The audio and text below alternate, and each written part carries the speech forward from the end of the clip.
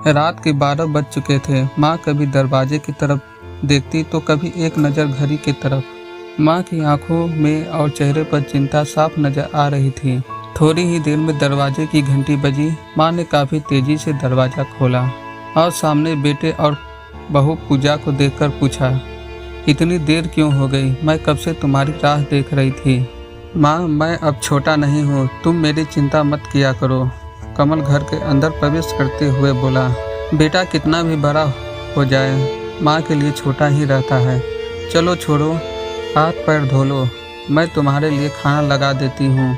माँ ने दरवाज़ा बंद करते हुए कहा, माँ जी हम बाहर से खाना खाकर आए हैं, आप खा लीजिए, हम सोने जा रहे हैं। बहू पूजा ने कहा, लेकिन मैंने तो तुम लोगों की पसंद की खीर बनाई है, आओ थोड़ी थोड़ी खा लो। माँ, तुझे एक बार में समझ में नहीं आता क्या? तेरी बहू ने कहा ना, हम बाहर से खाना खाकर आए हैं, क्यों परेशान करती है? जा तू खीर खा ले और सो जा और हमें भी शांति से सोने दे। माँ अकेले कैसे खीर खा सकती थी और उसे बिना खाए कैसे नींद आ सकती थी, क्योंकि बेटे के इंतज़ार में उसने भी कुछ नहीं खाया था। वह किचन में गई, एक गिलास पानी पिया और अपने रूम में चली गई। सुबह 10 बजे कमल की आंखें खुली। बाजू में पूजा अभी भी सो रही थी। कमल हॉल में आया तो लैपटॉप के पास रखी एक चिट्ठी पर उसके नज़र पड़ी। यह चिट्ठी किसकी हो सकती है, यह देखने के लिए उसने चिट्ठी खोलकर पढ़ना शुरू किया। मेरे लाल, तू सोच रहा होगा कि एक ही घर में रहते हुए यह चिट्ठी क्यों? मैं तुम्हें बोलकर भी यह बात बता सकती थी। हाँ, बता सकती थी, अगर तुम मेरी बात सुनना चाहता तो। किसी एक्सप्रेस गाड़ी की तरह तू आता है और कुछ ही पलों में निकल जाता है। खैर वो सब जाने दो। कल तुम्हारा जन्मदिन था, इसीलिए मैंने खीर बनाई थी।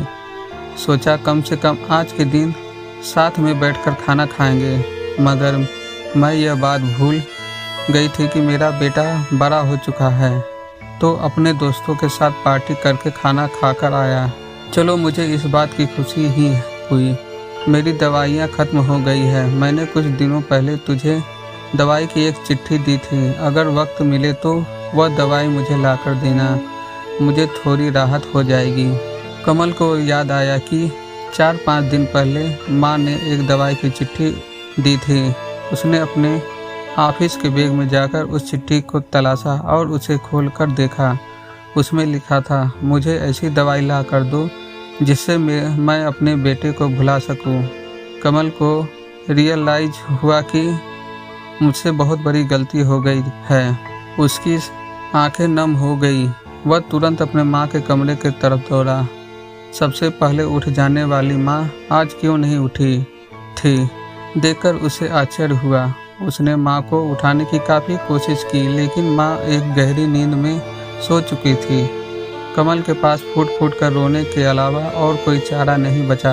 ज़रूरत नहीं है कि माँ बाप जीवन में कितने मूल्यवान हैं, उनके रहते हुए ही उनकी सेवा करो, उनसे प्यार करो। वह चले जाएंगे तो कुछ नहीं कर पाओगे।